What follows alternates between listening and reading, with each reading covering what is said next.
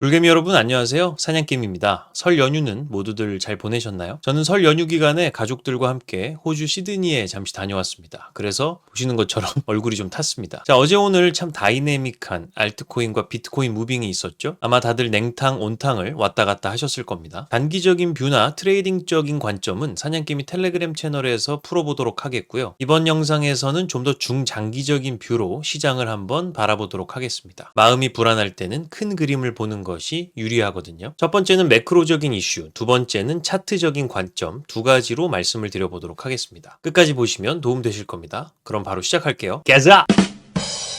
자, 최근 마이크로 스트래티지 창립자이자 비트코인 하면 뗄래야 뗄 수 없는 인물인 마이클 세일러는 11주 연속 비트코인 구매를 암시했습니다. 1월 19일에 이 내용을 발표를 했으니까 그 이후로 현재는 약 2주 조금 넘는 시간이 지났군요. 자, 실제로 마이클 세일러의 포트폴리오를 추적하는 사이트를 참고를 해보면 1월 19일 이후로 1월 21일에 11,000개 비트코인을 매수했고요. 1월 27일에 1107개 비트코인을 추가 매수했습니다. 우리는 뭐 한두 개 사기도 쉽지 않은 비트코인을 뭐 10,000개 이상씩 산다니까 정말 스케일이 다르죠. 네, 마이크로 스트래티지의 포트폴리오 상으로는 현재 471만 1,107개의 비트코인을 보유를 하고 있습니다. 평균 매입가 같은 경우는 64,524달러예요. 현재는 56% 정도 수익을 보고 있고요. 수익 금액은 약 172억 달러입니다. 한화로는 25조 정도 되는 금액이에요. 네, 후덜덜합니다. 자, 어쨌든 마이클 세일러는 본인이 말한 약속을 지켜나가고 있습니다. 어차피 수년에서 수십 년 뒤까지의 기대감을 끌어다가 부채를 발행을 하고 해당 부채를 비트코인 매수로 전환하는 과정에 있죠. 네, 일각에서는 비트코인 가격이 떨어지면 어떻게 될지, 그리고 발행한 부채의 담보 가치가 훼손된다면 어떻게 될지 뭐 이런 걱정도 많이 하고 있긴 합니다만 아직까지는 올해까지는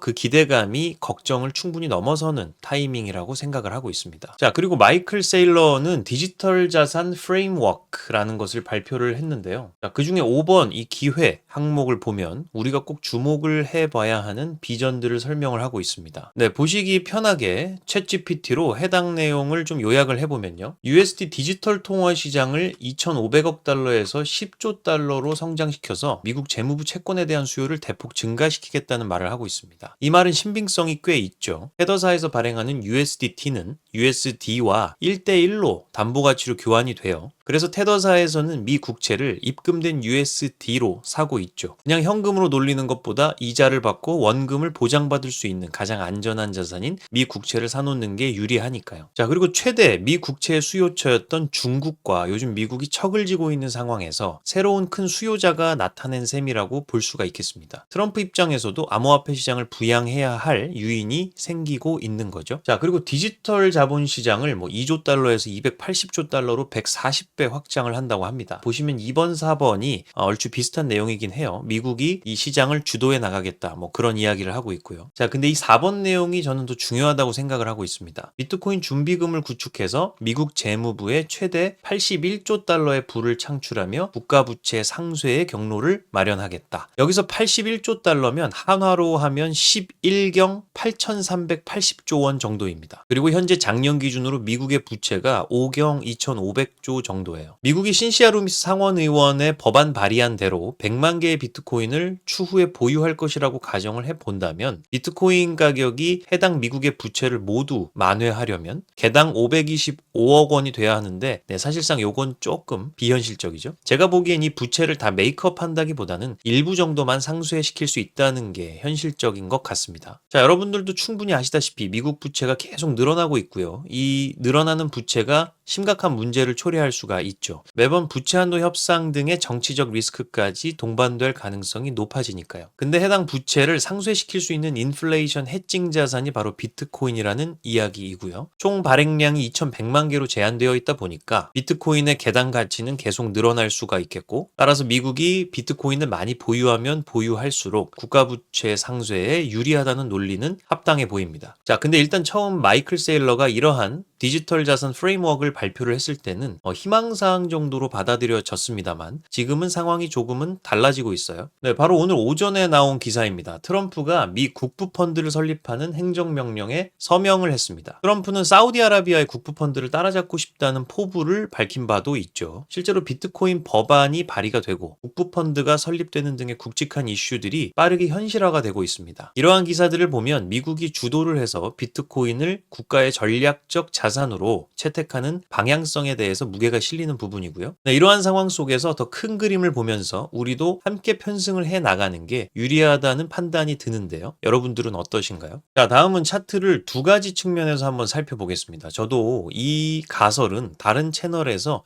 얼핏 보았던 이야기인데 상당히 신빙성 있는 가설인 것 같아서 여러분들께도 한번 소개를 시켜드리고자 합니다. 이 가설의 결론은 200주 이평선이 이전 사이클의 고점과 만날 때 이번 사이클의 고점이 형성될 가능성이 높다라는 부분인데요. 자, 보시면 파란색 선이 200주 이평선인데요. 이 선이 이전 사이클의 고점과 이렇게 수평으로 만날 때 2차 반감기 사이클의 고점이 형성이 됐었죠. 그리고 똑같은 방법으로 2차 반감기의 고점과 200주 이평선이 수평으로 만났던 지점에서 3차 반감기의 고점이 형성이 됐습니다. 자, 그럼 이번에도 이와 비슷하다고 가정을 해보면 현재 200주 이평선은 계속 상승 중이고요. 3차 반감기의 고점과 만나는 어느 지점에서 이번 사이클의 고점이 형성될 가능성이 높다라는 것이겠죠. 그리고 바로 이 고점과 만날 날이 대략 25년 10월 말에서 11월 정도가 될 것 같은 느낌입니다. 이건 정확한 수치적 계산은 아니고 그냥 가정이다라는 점을 생각을 해주세요. 자, 그럼에도 불구하고 이 큰 장기 이평선인 200주 이평선이 갑자기 아래로 방향을 꺾어버리지는 않을 테니까 충분히 아직은 모멘텀이 살아있는 상황이다라고 평가를 해볼 수가 있겠습니다. 자, 그리고 비트코인의 각 사이클이 계속 유사하게 반복된다는 이러한 프랙탈 관점에서도 이번 4월에서 5월이 1차 고점, 그리고 10월에서 11월이 2차 고점이 형성될 가능성이 높다고 생각을 하고 있는데요. 200주 이평선과 전 고점이 만나는 부분에서 이번 사이클의 고점이 형성된다는 가설에서도 대략 10월에서 11월 정도가 바로 고점으로 나올 법하니까 추가적인 신빙성을 더해준다고 생각을 해볼 수가 있겠습니다. 자, 마지막으로는 120일 이평선과 20주 단순 이평선 그리고 21주 지수 이평선으로 구성된 불마켓 서포트 밴드입니다. 제가 중장기적인 뷰를 볼 때 정말 중요하게 보는 선들인데요. 해당 이평선들이 실제로 불장의 시작과 끝을 알리는데 상당한 도움이 됩니다. 자, 2차 반감기 때부터 보시면 이 해당 선을 골든 크로스 했을 때부터 제대로 된 상승장으로의 변곡이 시작됐다고 봐야 할 것이고요. 사이클이 해당 선을 데드 크로스 했을 때부터 하락장으로 완벽히 전환이 됐었다고 봐야 할 것입니다. 물론 그 이전에 여기서 익절을 했다면 더 좋은 수익을 거둘 수 있었겠지만 말이죠. 자, 그리고 3차 반감기 때도 역시나 해당 선을 골든 크로스 했을 때부터 제대로 된 불장의 시작이 됐었다고 봐야 할 것이고요. 해당 이평선을 데드 크로스 했을 때부터 하락장이 시작됐었다고 볼 수가 있겠습니다. 3차 반감기 같은 경우는 이렇게 쌍봉낙타형이었기 때문에 크게 두 번의 이탈이 있었죠. 사실 1차 고점을 찍었을 때 우리가 익절을 했어도 2차 고점과 큰 차이는 없었던 사이클이었습니다. 자, 그리고 이번 4차 반감기가 왔죠. 3월 이후로 계속 조정을 거치다가 10월 이후로 해당 선들을 강하게 골든 크로스 하면서 다시 상승장으로의 흐름이 가속화된 모습이었습니다. 현재는 아직 해당 선들이 아주 가파르게 우상향하고 있는 과정에 있고요. 12월 초부터 약 2달간의 수평 채널이 형성이 되어 있습니다만 결국에는 이 중장기 선들에 의해서 다시 가격이 지지를 받고 밀려 올라갈 가능성이 높다고 보는 것이 타당해 보입니다. 다만 만약 이 저항을 뚫지 못하고 이 이평선들을 강하게 하회할 경우에는 사이클의 종료를 거론할 수도 있는 근거가 되겠죠. 그것은 그런 상황이 발생한 이후로 생각을 해보기로 하고요. 시장에서는 2차 반감기와 4차 반감기의 패턴이 많이 닮았다는 이야기들이 나옵니다. 실제로 2차 반감기 때도 해당 선들을 이탈할 뻔했던 적이 수차례 있었습니다. 17년 7월 달에 한 번, 9월 달에 한 번, 그리고 11월에도 조정이 좀 가파르게 있었죠. 그 후에 사이클 탑은 2017년 12월 17일에 찍었습니다. 자, 오늘이 25년 2월 4일이죠. 현재를 비롯해서 앞으로 수개월 이내에도 해당 선들을 이탈할 듯 말 듯 하는 상황이 나타날 수도 있다는 얘기고요. 자, 우리는 언제, 얼마나 그것이 나타날지는 전혀 예측할 수가 없는 부분이겠죠. 항상 시장은 살아 움직이는 만큼 그때그때 상황에 맞춰서 적절하게 대응하는 것이 중요하다고 생각을 합니다. 네, 이상으로 비트코인의 중장기적인 뷰를 매크로 그리고 차트적인 관점으로 나누어서 살펴봤습니다. 결론은 전 저는 이 비트코인의 상승이 아직은 충분히 더 지속될 여력이 있다고 본다는 것입니다. 더 디테일한 정보는 사냥개미 텔레그램 채널에서 만나보시기 바라겠습니다.